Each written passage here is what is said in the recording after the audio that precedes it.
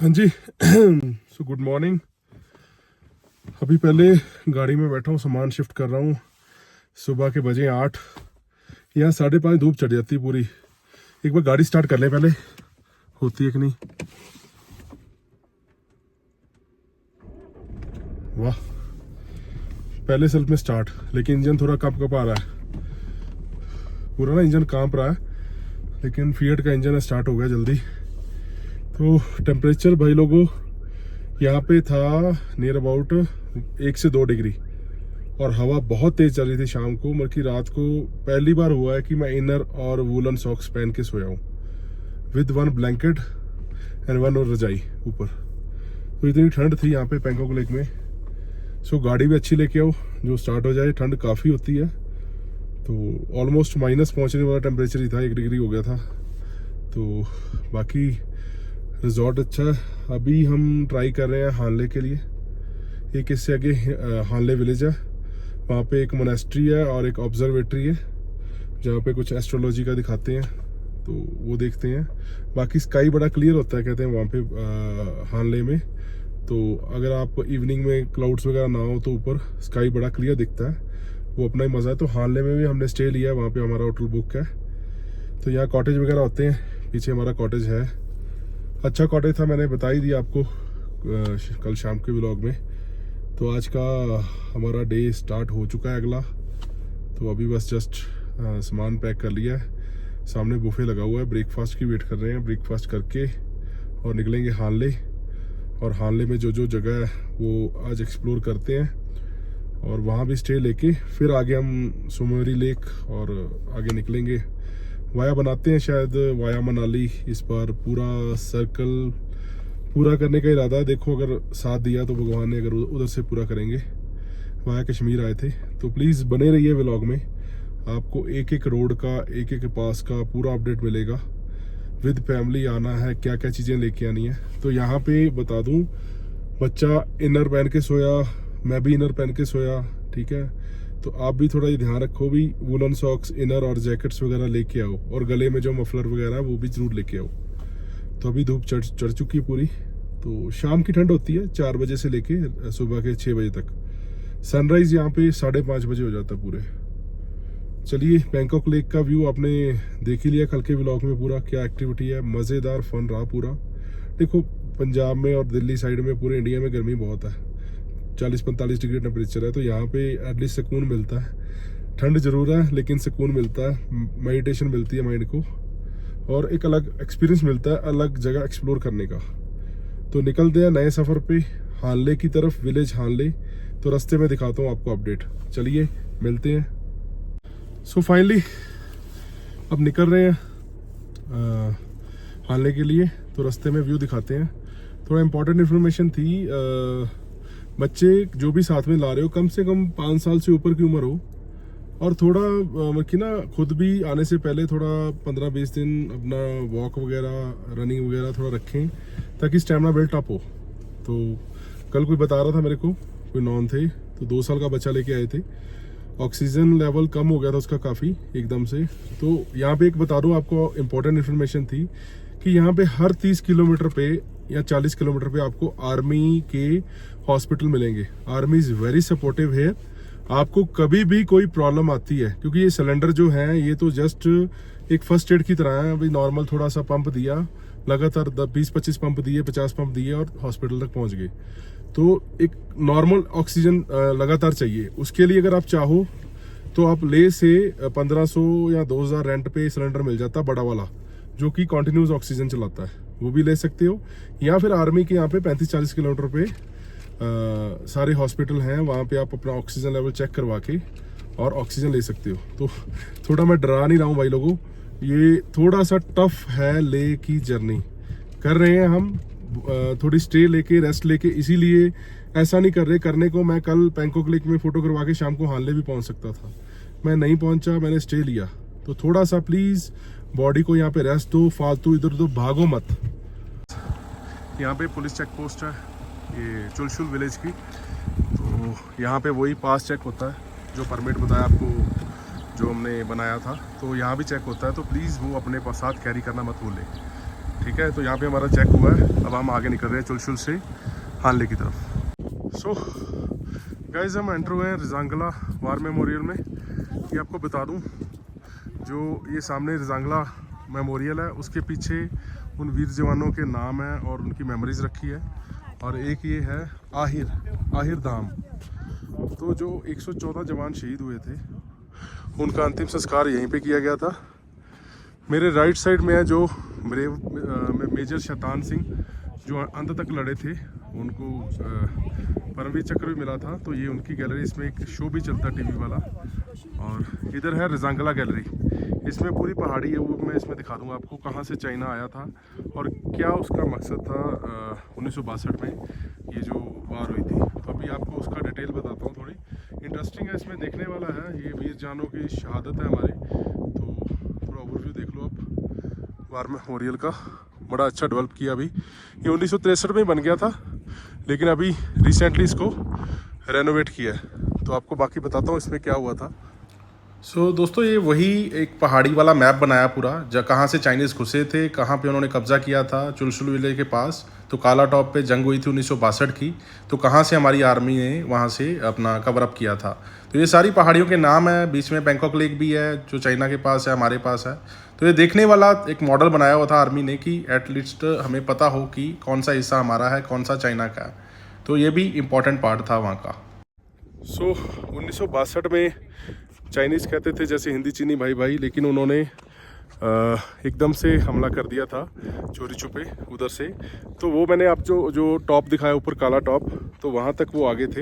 Actually जो पीछे चुलशुल village है, तो वो चुलशुल विलेज वाली सारी चोटियों पे कब्जा करना चाहते थे, ताकि आगे से सबसे हाईएस्ट है वो पूरे उस पर इंडिया पे नज़र रख सकें। तो चुलशुल विलेज बहुत इंपॉर्टेंट था, जो हम रास्ते में देख के आए हैं। तो वही चुलशुल विलेज है ये। तो उसी पे इनके मंसूबे थे कि उसी पे कब्ज़ा करना है। तो in the main time India को पता चला, तो उन्होंने फास्ट जो भी अवेलेबिलिटीज़ थी, वेपन, टैंक्स, वो यहाँ तक रजांगला तक भिजवाई। तो रजांगला में ये हाईएस्ट प्लेस है, 15,000 फीट पे हम खड़े हैं। और जो ऊपर चोटी है 18,000 फीट पे हमारे जवान उसमें लड़े। मेजर शैतान सिंह का मेजर जो लीड कर रहे थे वो। और इसमें चीन को ऐसी करारी मात दी, हमारे 114 जवान शहीद हुए थे और उनके 1300 जो जवान थे, उनके सैनिक जो थे आर्मी के, शहीद हुए थे। तो लगभग 10 गुना उनके शहीद किए थे हमारी आर्मी ने। तो उसके बाद चाइना ने कभी सोचा भी नहीं कि वापस हमला करने का। तो 1962 की जंग में ये करारी मात मिली थी उनको। तो ये बड़ा इम्पॉर्टेंट मेमोरियल है। जैसे कारगिल वार मेमोरियल दिखाया था, वैसे ही है। तो मस्ट विजिट, बच्चों को दिखाएं, यहाँ पे लेके आएँ। थोड़ा ऑक्सीजन की प्रॉब्लम है, 15,000 फीट पे खड़े हैं अभी नीचे जा रहे हैं। तो मेरे दादाजी से भी मैंने सुना था 1968 में वो रिटायर्ड हो गए थे। तो आई थिंक बैकअप यूनिट में थे, महार रेजिमेंट। तो उनकी यूनिट भी यहाँ तक पहुँची थी, महार रेजिमेंट, फर्स्ट महार। तो उन्होंने भी 1962 की जंग जो थी, तो उन्होंने उसमें पार्टिसिपेट किया था। तो 1965 वाली पाकिस्तान वाली जंग में भी किया था। तो सो प्राउड, आज मेरे को वो लोकेशन देखने का सौभाग्य प्राप्त हुआ। तो ठीक है जी, आगे चलते हैं अब अपना हानले की तरफ। Thank you guys. ये ऊपर आपको एक चोटी के पास छोटे से वो 4 बंकर दिख रहे हैं। ये रजांगला पास के, यहाँ पे तब 1962 में आर्मी ने बनाए थे। तो ये वो 4 बंकर हैं, ये काला टॉप के साथ, यहीं पे जंग हुई थी। तो बटालियन हमारी यहीं पे थी। ये पीला वाला जो ब्राउन वाली पहाड़ी है अपनी है, वो सामने ब्लैक वाली पहाड़ी चाइना की है। और कुछ आपको और दिखाता हूँ, चाइना के कितने पास हैं हम। जस्ट होल्ड ऑन, कुछ दिखाना चाहता हूँ आपको। हाँ, ये वाला, ये जो लेफ़्ट साइड में आपको दिख रही है, ये जो बिल्डिंग नहीं, थोड़ा कैंप, लेफ़्ट साइड वाला कैंप है इंडिया का, और राइट साइड वाला कैंप है चाइना का। थोड़ा और जूम कर देता हूँ ताकि क्लियर हो जाए। लेफ़्ट साइड वाला जो कैंप है, जो हट्स बनी हुई हैं, ये इंडिया का कैंप है, और राइट साइड वाला चाइना का है। ये इसलिए बनाया गया है ताकि कभी भी ये नॉर्मल कोई फ्लैग मीटिंग्स करते हैं, कोई इनके डिस्कनेक्ट्स होते हैं, कोई डिस्प्यूट होते हैं, तो आपस में आर्मी की फ्लैग मीटिंग्स यहाँ पे होती हैं। तो इतना हम पास खड़े हैं अभी इंडिया चाइनीज़ बॉर्डर के। चलिए आगे चलते हैं। तो भाई साहब, सड़क कहाँ है? सो अभी ये वार मेमोरियल से निकले हैं, तो मेरे को तो कहीं सड़क ही नहीं दिख रही है। ये गाड़ी मिली है टूरिस्ट, इसके पीछे लगा रहा हूँ। भाई सपोज ये आन ली जाएगी, तो आप बता दो कहीं सड़क दिख रही है अब तो ऐसी ऑफ रोडिंग है थोड़ी सी यहाँ पे। तो please be prepare for such off roading. ऐसा नहीं है कि आप बोलिए कि बिल्कुल प्लेन रोड है सारी लद्दाख में, तो थोड़ी बहुत ऑफ रोडिंग आएगी। कई जगह तो आपको सड़क दिखेगी नहीं। चलिए अब ये देखिए नीचे कितना डाउन है। चलिए मिलते हैं आगे। गाइस ये देखिए सामने रास्ता बंद था बिल्कुल, और कैसे वाली ऑफ रोडिंग है, खतरनाक वाली, देख सकते हो आप। तो उधर मेन रोड वाला रास्ता बंद था, तो इन्होंने इस साइड से कच्चा रास्ता दिया है। बिल्कुल गाड़ी हिल रही है, कुछ भी नहीं दिख रहा, और बड़े बड़े पत्थर है, एक भी अगर नीचे कहीं लगभग गया ना तो काम हो जाएगा। तो बड़े ध्यान से गाड़ी चलानी पड़ रही है।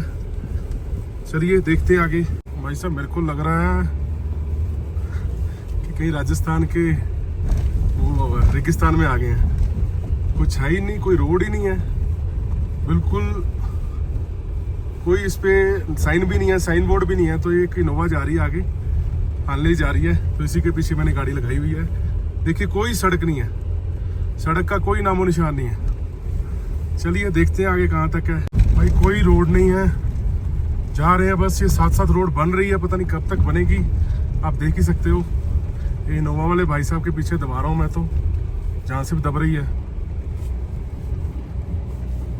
ये देखिए ऐसा लग रहा है रेगिस्तान में आ गए हैं। चलिए part of life off roading देखनी चाहिए। देखिए दूर दूर तक कोई रोड दिख रही है नहीं है। फाइनली शानदार रोड आ गई है, पीछे भी कभी शानदार बन जाएगी 6 महीने साल तक। लेकिन प्लीज कोई छोटी गाड़ी मत लेके आइए, अच्छी ग्राउंड क्लियरेंस वाली गाड़ी लाइए, क्योंकि रास्ते में जो ऑफ रोडिंग मैं करके आया हूँ ना, बिल्कुल रेत था रेत, और उसमें 2-3 बार गाड़ी फंसते फंसते बची है। ये तो थैंक्स गॉड टू टाटा, इसमें स्पोर्ट्स मोड है। मैंने स्पोर्ट्स मोड लगा के पहले गियर में पूरी रेस से निकाली।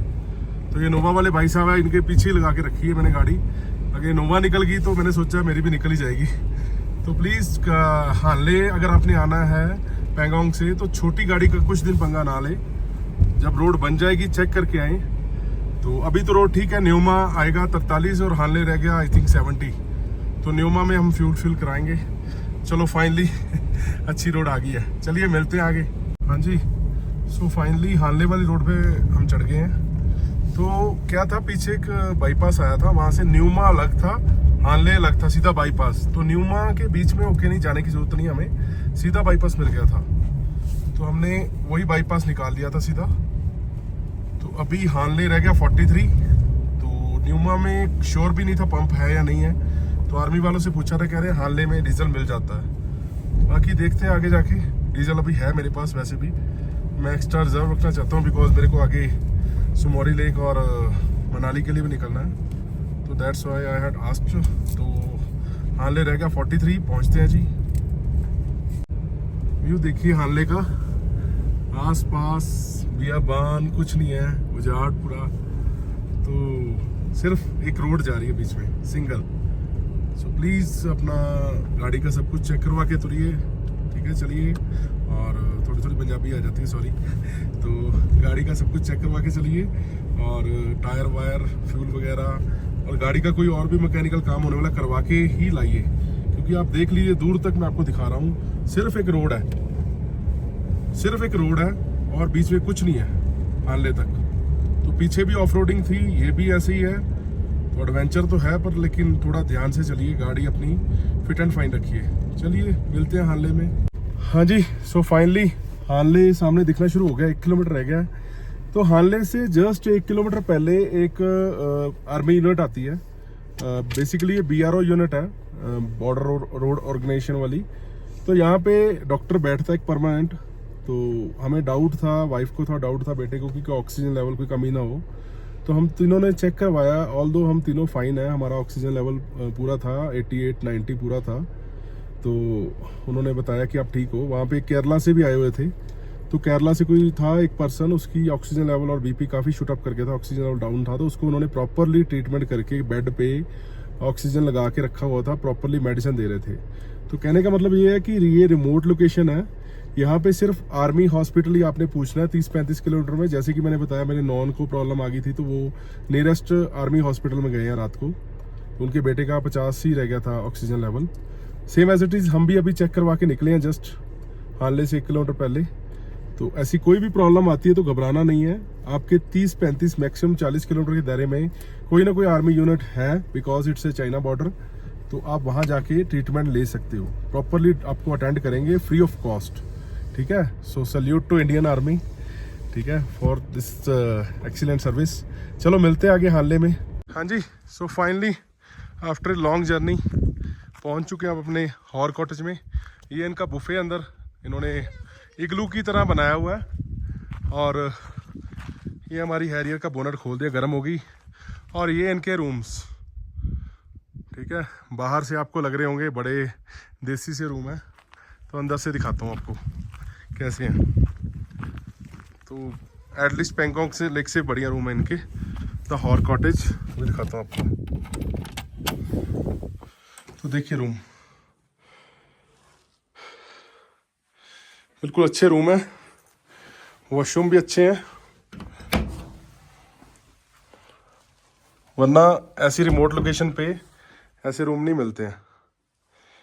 सो बाहर से कभी भी किसी चीज़ को जज नहीं करना चाहिए।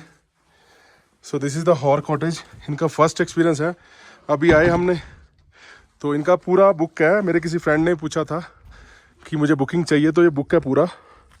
तो सर्विस भी इनकी बेस्ट है। अभी हमने आके बोला, हालांकि लंच टाइम नहीं था, तो इन्होंने लंच तैयार करवाया। बोले सर खा लो, डिनर और ब्रेकफास्ट इंक्लूडेड है वो एज इट इज़ बुफे में। तो ये बिल्कुल उमलिंगला वाली रोड और हानले वाली रोड के बीच में है। इधर राइट साइड में उमलिंगला, लेफ्ट साइड में हानले विलेज है।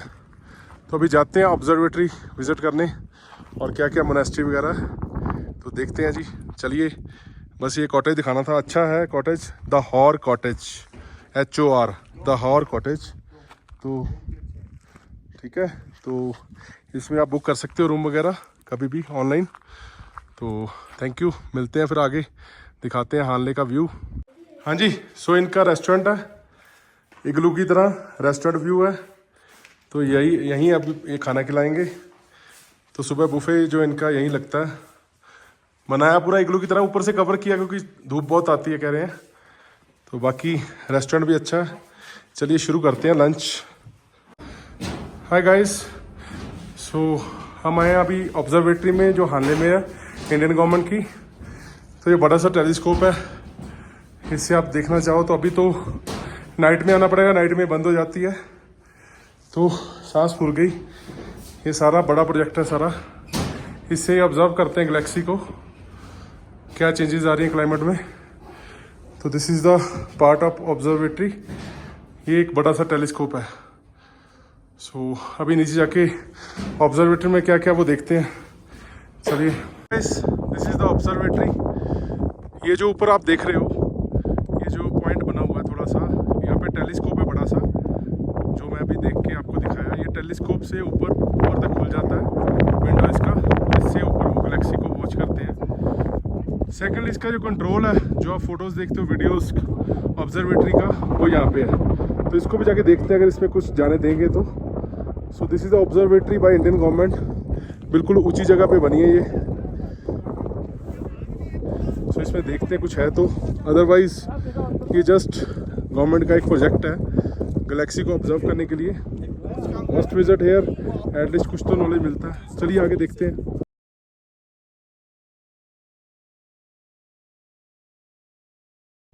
हाँ जी गाइस, तो एक ये मोनेस्ट्री है अपना लोकल हानले गांव की मोनेस्ट्री। हम पीछे भी देखा है, जैसे लामायारू विलेज में गए थे। तो मोनेस्ट्रीज बहुत हैं, ये भी देखने का मन था, लेकिन इसकी टाइमिंग 5 बजे थी, तो ये अभी बंद हो चुकी है। तो अगर आपने देखनी हो तो ये हानले में मोनेस्ट्री भी है एक। तो अभी हम जस्ट थोड़ा ये ग्रीनरी एंजॉय करते हुए, शाम को यहाँ की ग्रीनरी अच्छी होती है, वो करते हुए होटल वापस जा रहे हैं। चलिए मिलते हैं। सो this is the overview of Hanle village, जो कि लोग देखते हैं, ग्रीन फील्ड्स।